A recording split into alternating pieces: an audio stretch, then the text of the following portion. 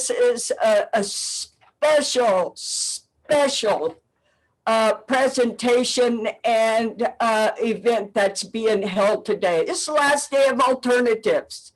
How befitting is it that we are going to pay respects and honor one of the founders of the movement, one of our heroes, one of the freedom fighters that we have in the United States, in the world ever, and that's Sally Zinman.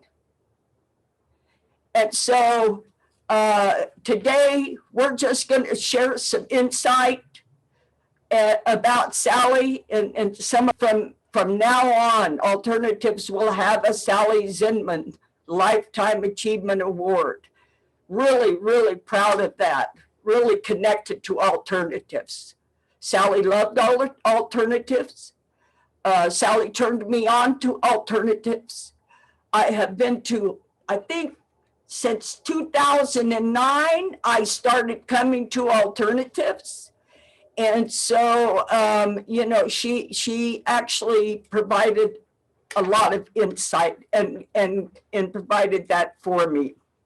So also, if you guys have comments that you would like to make about Sally today, what she meant to you, because she meant a lot to a lot of us. So I may personalize it and think that, oh, Sally, really, I was special in Sally's eyes. But you know what? We all were special in Sally's eyes. That was the beauty of Sally. And it was genuine and it was authentic. Sally genuinely cared about each and every one of us. And the thing she cared about most was mental health. And always she advocated against forced treatment and for more voluntary recovery services. So also know that the information is going to be on the Alternatives website about who is getting those awards. I just wanted to oh, sorry, I have to read my little notes, you guys. So I just want to share a little bit about a poem that another one of the mental health consumer survivors, psychiatric survivors wrote, and that was Gail Bluebird. So I'm only going to read part of her poem. Please look at that entirety of Bluebird's poem on the website. So Bluebird says, Sally, an activist, friend to all of us, though small in stature, she was a powerful voice for change, working to transform the mental health system. She marched with thousands over time, shouting and chanting, what do we want? Freedom. I told you she was a freedom fighter, you guys. And so you guys can read the rest of the poem because it's real good.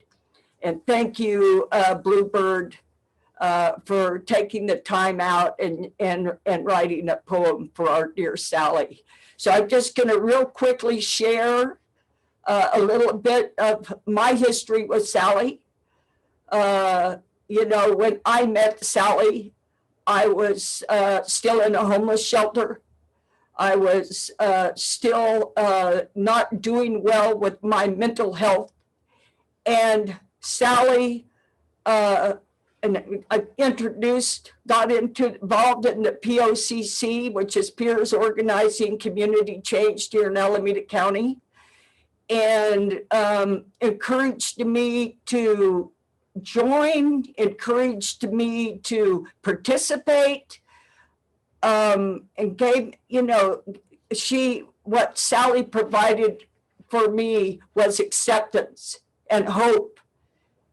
And, I felt like I found someplace where I fit in because she reached out and helped to pull me in to the peer movement.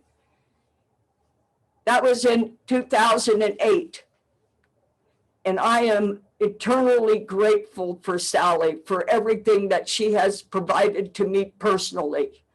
I have traveled to the national parks with her and her family, to go to Crater Lake, or to go to Ashland, or to enjoy what nature has to offer. I have been going to Thanksgiving and holiday Christmas dinners with Sally for many years, because she knew I didn't have family. So you know what? I became part of her family, because that's who Sally is. I mean, she's a giant.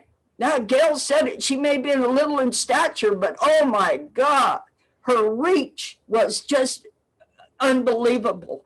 And so I'm going to, because I could get talking and I won't stop. So everybody knows me, is so I know I need to stop. I do want to say one last little thing, and there will be a slideshow and video on further down. But all of Sally's archives are being saved and are currently housed in University of Massachusetts Library. And so, eventually, whether it's a year or so, those materials will be even available for people to check out online. And so stay tuned for that. And so with that, I am going to turn this over. And I believe the next person is it Carnita? What they would call mental illness. I call it breaking out. I feel I was lucky to have that. I did break with the past. That wasn't me. On the other side, I was able to create something or a person that I really liked that could give to the world, and who did come back and do something about it. That episode was a huge turning point. It was like before and after. I would not be here now. I would not have created a life. I wonder what my life would have been. For me, it was one of the best things that happened to me, was being, quote, mentally ill, unquote. And on the other side, I was 100% better than previous. And that was the motivator for almost everything that followed, which is finding the movement and finding my cause and finding my family outside my family. My 3 things I wanted to do is start a mental patient group run by mental patients for advocacy. And I was very clear they had to be run by mental patients. I mean, I didn't know about consumer-run programs or anything like that then. Find out who I was. An adopted baby. That was always amazing, because you can sit on something for years and then it all comes to fruition. It was like in 1977 and 78, in 2 years. Although I've been on the farm since from 93 to 97. I mean, it's like you sort of sometimes are working on things and you don't know you're working on them. And then there they are, everything started with that. So sometimes out of your deepest tragedy can come, you can turn it around. And I think all of us here have, but so many people have. When I had done some scouting of where I would move, and it was Boston was a possibility because our movement was very active there. It had to be places that were active in our movement, and there were not a lot, and places that were integrated enough that would be welcoming for our family, for Rachel and me. The West Coast, the Bay Area. I mean, that was probably one of the 2 coasts were sort of the hub of the beginning of the movement. So it was places that were integrated and diverse and active in our movement, and Berkeley won out. Our movement was all about advocacy and anti-psychiatry and against forced treatment, and talking a lot about what we would like the system to be, and beginning to brainstorm the idea of formal peer-run services programs. But Berkeley and the Bay Area, which was so advanced, did not have any, or nobody did in California. So the idea of starting a drop-in center, what you would call them now wellness recovery centers, we call them drop-in centers. So that was my main purpose of what I was going to do, is start a drop-in center. Help start one. It gave like a 2-year time frame, which we did.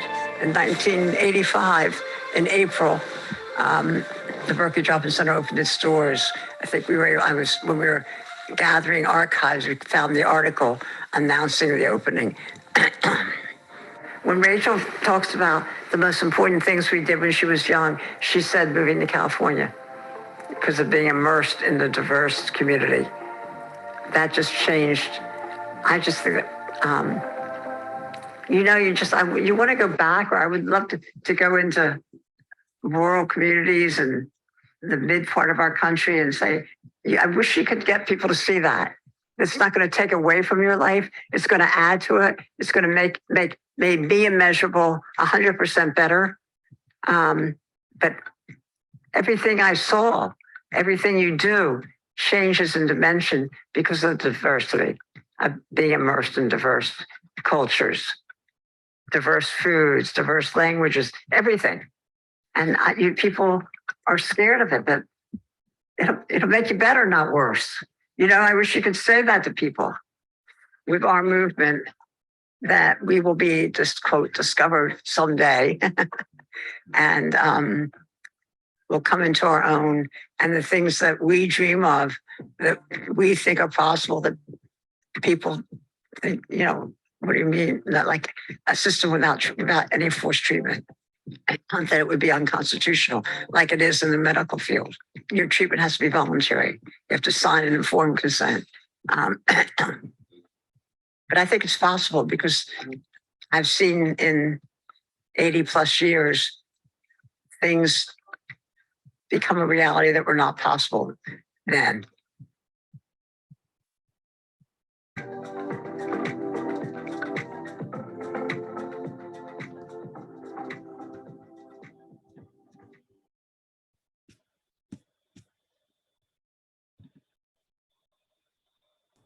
I don't know about all of you, but boy, that's very emotional.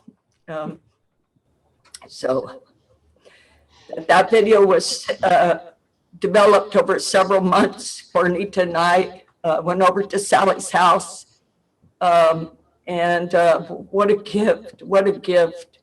And so that's only part of the video, but we wanted to share that with you. And so I'm going to turn this over to Cornita Reyes, who really developed and created this wonderful song and really had, with some of Sally's words embedded in the song. So Cornita?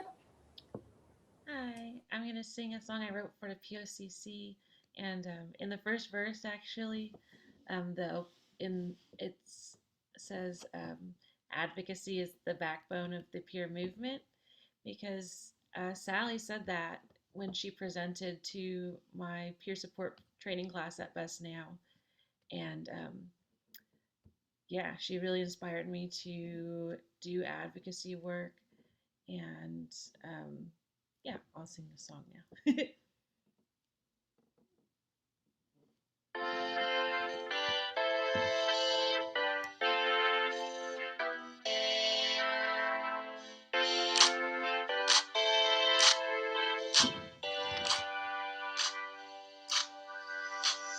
POCC, advocacy, or you and me. Support your wellness journey with community, no matter your story. POCC, advocacy for you and me. Support your wellness journey with community, no matter your story. Advocacy is the backbone of the peer movement. You're not alone, we'll stay outspoken when we see things need improvement. Nothing about us without us. Refuse to let others discount us. Work peer to peer, have no fear. Supporters are always near. POCC, advocacy for you and me. Support your wellness journey with community, no matter your story. POCC, advocacy for you and me. Support your wellness journey with community, no matter your story.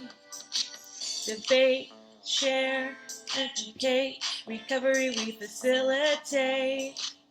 Stigma we will eradicate each time that we innovate.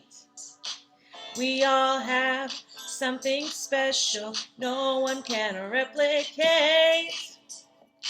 Find our own greatness when we stop listing symptoms and focus on our inner strength.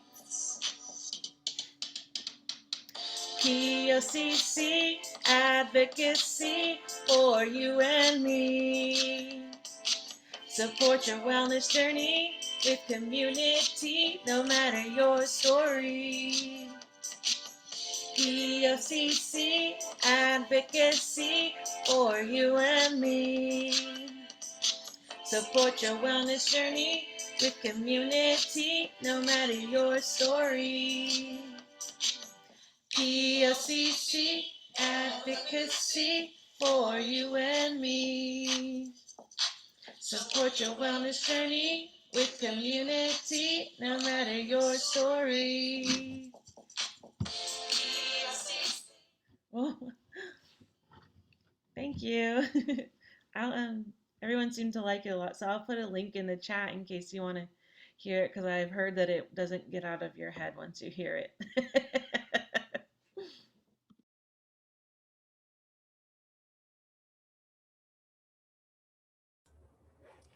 Thank you, Coronita. The next person that we have is Andrea Dan. Okay. Hey, excuse me, guys. Dan Fisher, National Coalition. All right, Dan. Well, thank you. Thank you very much, Mary. And Carnita, the attitude that I feel for Sally and her strength, her persistence, her insistence, and is just like a guiding star. I had the good fortune to see her in February of this year, and we sat down and I did a little bit of talk with her and filmed a little bit. And right at the very start, first thing she said is, I want to see a totally voluntary system in the future, and the self-determination is the key. And that always informs me and will continue to inform me that we need a voice. I also was humored. I used to give talks in California about empowerment, and we had P's of empowerment. And we started off with about 5 or 6 P's of empowerment, and purpose and passion. And then it grew to 7 or 8. And then she'd introduce me and she'd say, I don't know how many P's there are going to be this time. We stopped at 12. And she also, she gave wonderful history to our Finding Your Voice class.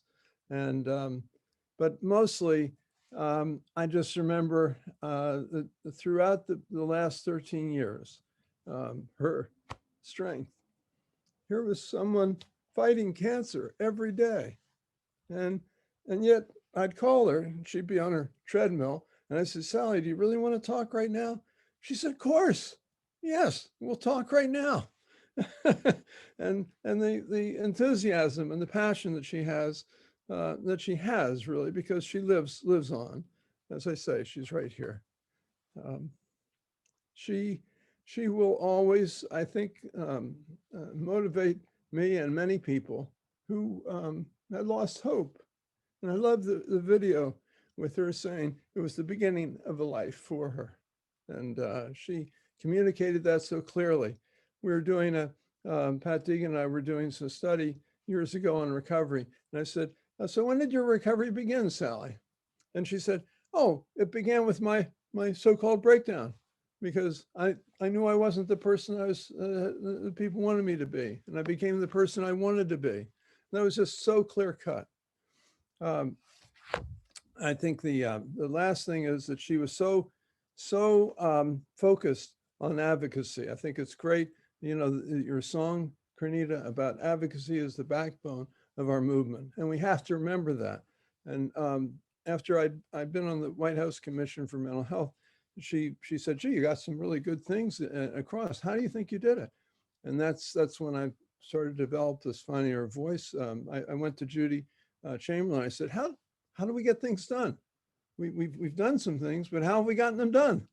And so that's when we got into, well, empowerment is really about coming together in a group, which Sally was just such a wonderful example of finding a place for everyone, a voice for everyone, and then taking that passion, taking the anger and the hopelessness and just transforming it into passion. And she did that so well. I'll miss her very much. But as I say, she's with me in my heart. And I think she's in the hearts of many of us that are out there. So thank you. Thank you all for being here. And thank you for alternatives. Andrea Wagner, carrying on there at Camp Pro. Thank you so much. Thanks, Dan. Hi, I'm Andrea Wagner, and I'm currently the executive director at CAMPRO, the California Association of Mental Health Peer-run organizations that Sally helped to found, and was the director up until March of this year. I feel so humbled to speak about Sally, because I didn't know her as long as so many of you got to know her. But I think my story also speaks to who she was.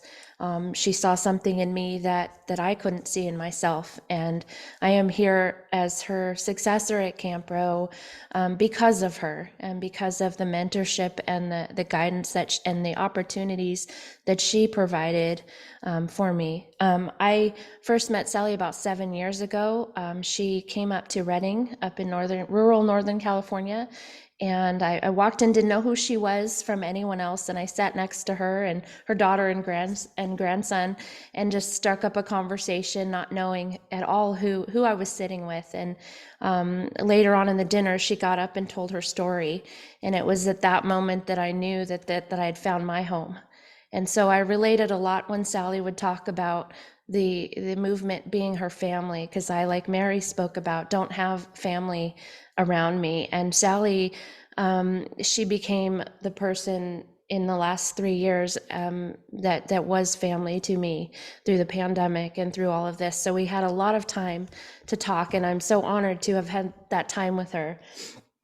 So speaking of Sally, I can speak a lot about what we've done together at CAMPRO, but I think for me, the heart of it is her character. She was CAMPRO, she is CAMPRO, and connection was really what we shared, and what she demonstrated to me. I feel like her character was really, and of connection, was really inseparable from her advocacy. And she wasn't afraid to have the hard conversations, because it meant so much to her to speak to people and have relationship with people and advocate in that role. She made time for relationship, even though things needed to get done. She would take the time to make a phone call and have that conversation and speak to people. And that's what she taught me. She spent her life as an example of relationship and community. And she always, whenever she got up, would acknowledge that her accomplishments, she would downplay her own role in it and say that it was really the others that went through the trials alongside her and with her that was really part of that accomplishment. And last thing I want to say is, a part of that too is an example is whenever my desktop would come on the computers, there's a picture of me and my son, and she would always make the comment, "I love that picture," and she would get really excited, and I would just want to jump into business. She'd want to talk about that picture and where we were at and what my son and I were doing, and that's the kind of character that she really brought to the table. It was connection that really made everything in her advocacy so much stronger. I just want to say, as we go forward with Campro, we talk about Sally's vision a lot. We want to keep that going. We want to maintain what she built at Campro. And going forward, we're starting a new program that was the last grant that Sally helped write, called Building Peer Leadership in California, talking about the issues that she wanted to talk about, which is making sure we address the inequities and putting people of color into leadership positions in the peer movement, especially. That was especially important and is important. And she fought Care Court, and again, because in one of her acceptance speeches that she had me help prepare with her, and she spent the majority of the time making sure people across the country knew about Care Court and this horrific thing that was coming down in California, and she wanted everyone to know why we needed to fight it. And that was what she spent her time talking about, not about herself. And so as we go forward, moving into this new program and following through with the things that she started, she'll never be not in it. And I'm very honored to carry that vision forward. And I wish every day I could call her and ask her what she thinks and hear what she has to say about it. So I hope I didn't take too long, and I will hand it over to Rachel.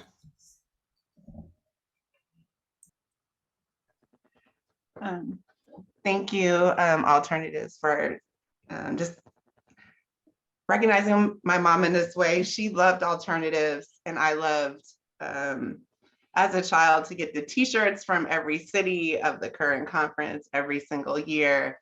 So I just love that, and getting pictures of her dancing with everyone.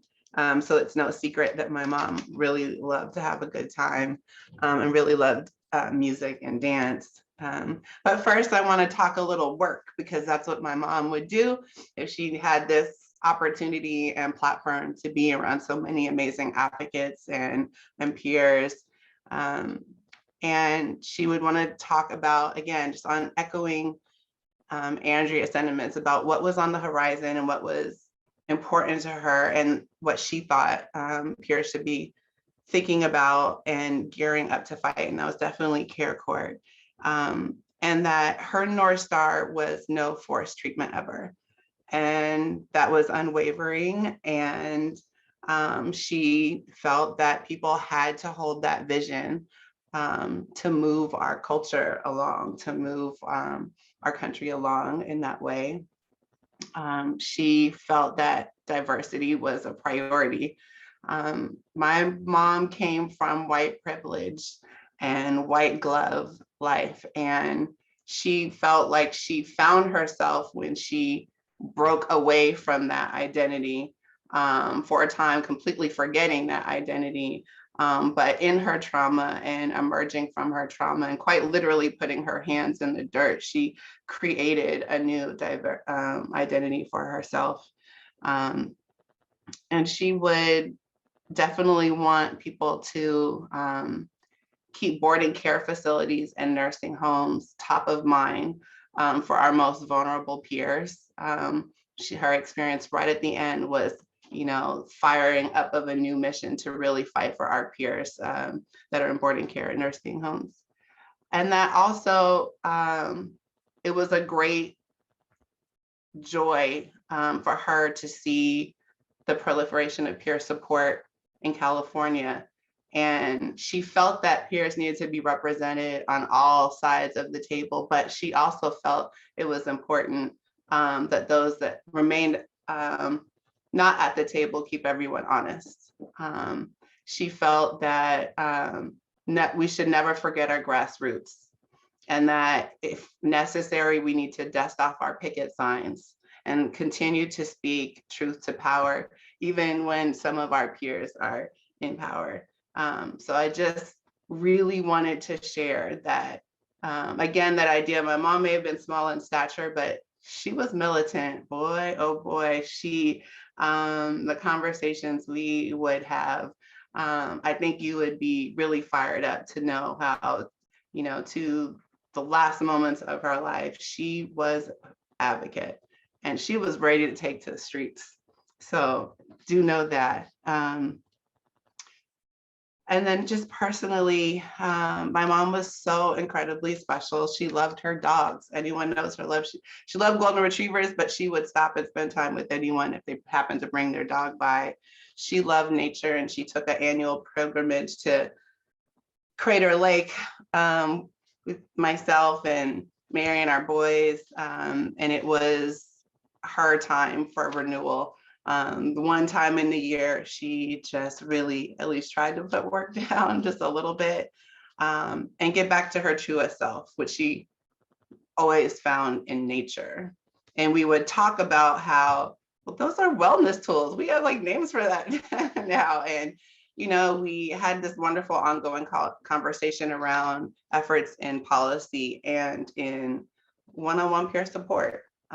Just the essence of our movement, connection, and really recognizing the dignity of all human beings. I think that's one of the biggest things I take from my mom is her personal integrity and her vision of every single person being worthy of respect.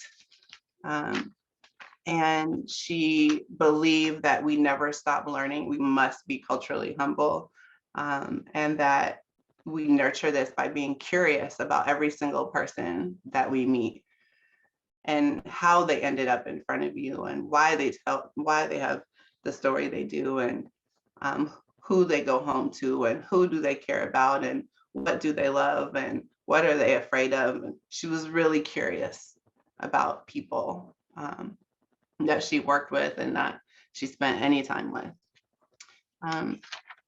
I think my mom would also just, well, she said, and I echo that, it's really out of our traumas, our worst pains, our suffering, that we can really give birth to mission and to cause, and really create a life and an environment and a family for ourselves, no matter where we started out. So I feel like I have this extended family, from all the warmth that I have received from all of my mom's extended family and all of you.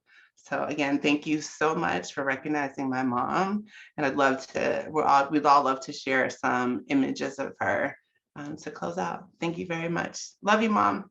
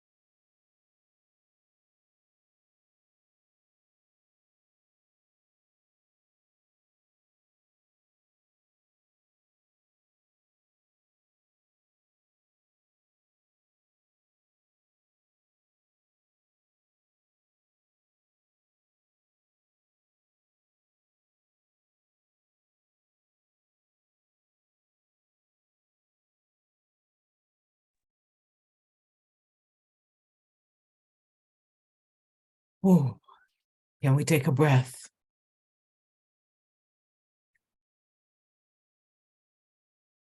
Thank you for such a beautiful tribute. Thank you, Rachel, Mary, Cornita, and so many others who have spoke today on behalf of such a beautiful person, such a powerful person. And it was very inspiring, very inspirational. And she lives on. Someone said it in the chat, you know, she's just hanging out with the ancestors because they're hell of a more fun, you know, but she is inspiring each and every one of us to continue to go forward and do great work, to continue to do grassroots, pick up that sign and carry on, because there's a message. Nothing about us without us, you know, and Sally helped to make this a better place. And she has left a trail for us to follow.